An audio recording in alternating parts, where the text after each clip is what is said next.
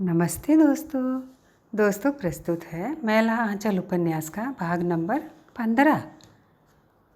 Doctor नज़रबंद है। Jail अस्पताल के एक सेल में उसे रखा गया है। हर सप्ताह कोई ना कोई ऑफिसर आकर उसे घंटों परेशान करता है, तरह तरह के प्रश्न पूछता है।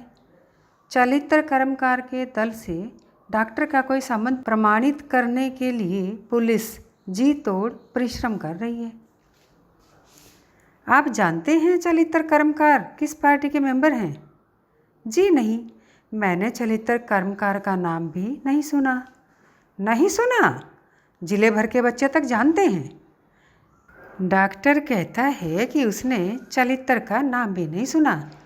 कैसे विश्वास किया जाए? विराटनगर के बड़े हाकिम ने लिखा है। डॉक्टर नेपाल की प्रजा नहीं, बंगाल वालों का जवाब आया है। बंगाल से उसका कोई संबंध नहीं, तो आखिर कहाँ का आदमी है? पुरानी फाइलों को उलटने से बातें और भी उलझ जाती हैं। अजीब झंझट है। उधर विधानसभा में सवाल पूछा गया है, डॉक्टर को क्यों नज़रबंद किया गया है? बड़ी मुश्किल है। एसपी साहब बहुत बड़े आदमी हैं। कटहा के छोटे दरोगा को गलियाकर ठीक कर दिया है। जेल में दाखिल होने के बाद डॉक्टर को लगा इसकी बहुत बड़ी आवश्यकता थी। जेल, अस्पताल का यह सेल। कमला की याद आते ही जेल की सारी कुरूपताएं सामने आकर खड़ी हो जाती हैं। कालीचरण, वासुदेव वगैरह डकैती केस में फंसकर आए हैं। वासुदेव सुंदर और सोमा की बात नहीं जानता, लेकिन कालीचरण विश्वास नहीं होता, कुछ कहा भी नहीं जा सकता। तहसीलदार विश्वनाथ प्रसाद की अब 5 उंगलियां घी में होंगी। लेकिन यह अन्याय कितने दिनों तक चलेगा? तहसीलदार विश्वनाथ प्रसाद ने एक दिन हंसकर कहा था, जिस दिन धनी, जमींदार, सेठ और मिल वालों को लोग राह चलते कोढ़ी और पागल समझने लगेंगे, उसी दिन असल सुराज हो जाएगा। आप कहते हैं कि ऐसा ज़माना आवेगा? जब ज़माना आवेगा तो हमारी संपत्ति छीनी जाएगी ही, और अभी संपत्ति बटोरने पर तो कोई प्रतिबंध नहीं, तो फिर बैठा क्यों रहूं? तहसीलदार साहब भी अजीब आदमी हैं, लेकिन वह जेल से छूटकर मेरीगंज ही जाएगा। और कहाँ जाएगा वह? नेपाल। नेपाल के लोगों ने नेपाली राष्ट्रीय कांग्रेस की स्थापना की है। नहीं, राजनीति में वह नहीं जाएगा। वह राजनीति के काबिल नहीं। एक बार ममता ने बातें करते हुए राजनीति की तुलना डाइन से की थी। डाइन? मौसी को लोगों ने मार ही डाला। मौसी, गणेश, कमला, लाख चेष्टा करने पर भी उसकी सूरत आंखों के आगे आ ही जाती है। डॉक्टर साहब, असिस्टेंट जेलर साहब आए हैं। ब्रह्म समाज मंदिर के सेक्रेटरी आए हैं। आपका भांजा बीमार है, आपसे उसके इलाज के बारे में कुछ सलाह लेने आए हैं। जेलर साहब आपको बुला रहे हैं। ओह, चलिए। मैला आंचल उपन्यास का भाग नंबर 16। 1.5 महीने से कालीचरण जेल में है। वासुदेव, सुंदर, जगदेवा, सोमा और सोनमा सब एक ही केस में नत्थी हैं। इस बीच 1 तारीख को कचहरी के मजिस्ट्री इजलास में हाजिरी हुई है। एक गाड़ी मिलिट्री आगे और एक गाड़ी पीछे। सभी को हथकड़ी और बेड़ी डालकर कचहरी लाया गया था। उस दिन कालीचरण की निगाह पुलिस की लारी से जितनी दूर जा सकती थी, जेल की 4 दीवारी पर थी। कचहरी की हाजत में पेशाब की गंध इतनी तेज क्यों होती है? कालीचरण की निगाह सेक्रेटरी साहब पर पड़ी। उनसे आंखें भी मिली। कालीचरण का चेहरा खिल गया। 3 महीनों से जिनकी सूरत आंखों के आगे नाच रही थी, सेक्रेटरी साहिब कृष्णकांत मिश्र जी। कालीचरण ने चिल्लाकर कहा, जय हिंद कामरेड। सेक्रेटरी साहब ने तुरंत कनपट्टी इस तरह फेर ली मानो कान के पास मधुमक्खी ने अचानक काट लिया। फिर उसी तरह गर्दन टेढ़ी किए आगे बढ़ते गए। कालीचरण को सिपाही ने डांट दिया, का हो ससुरे, बिना हंटर के बात ने मनबो। उधर सेक्रेटरी साहब कांटे वाले तार के घेरे में फंसते फंसते बचे। एक मुँहा होकर जो चलेगा वह कांटे में तो जरूर फंसेगा। तिस पर इधर सिपाही जी ने कालीचरण को डांटा। सुनरा तो हंस पड़ा, लेकिन इसमें सेक्रेटरी साहब का क्या कसूर? चोर डकैती से सभी भले लोगों को दूर रहना चाहिए। वासुदेव, सुनरा, सोमा, सनीचरा वगैरह आखिर डकैत ही तो हैं, और सेक्रेटरी साहब उसे भी डकैत समझ रहे हैं। कोई उपाय नहीं, कोई उपाय नहीं। लेकिन आज मास का दिन है। जाड़े के समय सप्ताह में एक शाम कैदियों को मांस मिलता है। शाम को बेसब्र और साकट को खिलाते खिलाते काफ़ी अंधेरा हो जाता है। अस्पताल के पिछवाड़े के बाहर साहेब मांस जुगाड़ करने के लिए चले जाते हैं। आज कोशिश करके देखना चाहिए।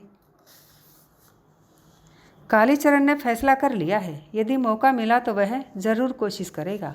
हाँ, वह भागेगा, और कोई उपाय नहीं। उसने सब पता लगा लिया है। जेल से भागने की सज़ा सिर्फ 6 महीना है। डंडा, बेड़ी और लाल टोपी पहननी पड़ेगी। लोग कहेंगे लाल टोपिया, और क्या, लाल रंग खराब तो नहीं। सेक्रेटरी साहब और धर्मपुरी जी से मिलकर वह बात करना चाहता है। उसके बाद उसे फांसी, सूली जो भी मिले वह खुशी खुशी झेल लेगा। पार्टी की इतनी बड़ी बदनामी करा के वह जीकर ही क्या करेगा? वासुदेव और सोमा की मदद लेनी ही होगी। एक बार मिल तो जाए, वह पटिया लेगा। गोटी बैठ गई। सोमा और वासुदेव को कालीचरण ने पटिया लिया अस्पताल के पिछवाड़े में। ठीक है, अस्पताल के पिछवाड़े में दीवाल की छाया में वासुदेव और सोमा ही हैं। ठीक है। दोनों ने कंधे की ओर इशारा किया। सब ठीक हर तरह की। कालीचरण गिर पड़ा। तब वासुदेव और सोमा कंधे से कंधा भिड़ाकर खड़े हुए। ठीक है, जरा सा और, बस 4 अंगुल। वासुदेव और सोमा के कंधों पर कालीचरण जरा उचकता है। दोनों के कंधों का भार जरा हल्का मालूम होता है। ठीक, हाँ, भागो भागो। भागा भागा। टुट्टू ऊ टुट्टू ऊ। जेल अस्पताल के पिछवाड़े से सिपाही सीटी फूंकता है। टू टू टू टू। बहुत सी सीटियों की मिली हुई आवाज़। ढन ढन ढनांग ढनांग। जेल फाटक का बड़ा घंटा घनघना उठा। कालीचरण 5 मिनट तक जेल के बाहर दीवार के पास ज़मीन पर बेसुध पड़ा रहा। सीटी और घंटे की आवाज़ ने उसे सजीव कर दिया। नहीं, ज़्यादा चोट नहीं आई है, सिर्फ कमर में मोच आ गई है। ढनांग ढनांग। जेल का घंटा घनघना रहा है। वह भागता है। फर्र। एक साथ कई बंदूकें गरज उठी। अंधेरे में कुछ सूझता भी तो नहीं। एक घड़ी रात भी नहीं हुई है।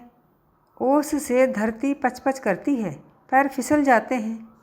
भर्र भर्र। सामने दार्जिलिंग रोड पर 5-7 मिलिट्री लारियां दौड़ रही हैं। कालीचरण पांचू बाबू वकील के घर के पिछवाड़े की एक झाड़ी में छिपकर हाँफता है। सड़क कैसे टपा जाए, किधर से जाना ठीक होगा? दाहिने ओर भी लोग हल्ला करने लगे हैं। पास की गली होकर घुड़सवार लोग जा रहे हैं। कालीचरण तय करता है, सामने बांसवाड़ी पार करके मोबरली साहेब की पुरानी कोठी की बगल से जाना ही अच्छा होगा।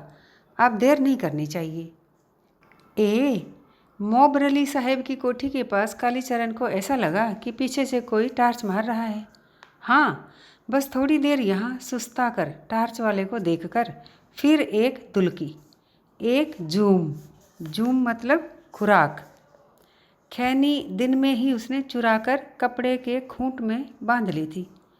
बहुत मौके पर अभी उस पर हाथ पड़ गया। खैनी खाकर वह झरबेरी की झाड़ी से निकलकर साफ मैदान की ओर आता है। वहाँ है टार्च की रोशनी। बाप, एकदम पास ही। कालीचरण भागता है। टार्च की तेज़ रोशनी उसका पीछा कर रही है और फिर जंगल की निस्तब्धता को भंग करके राइफल की आवाज़ गूंज उठती है। फड़ेर।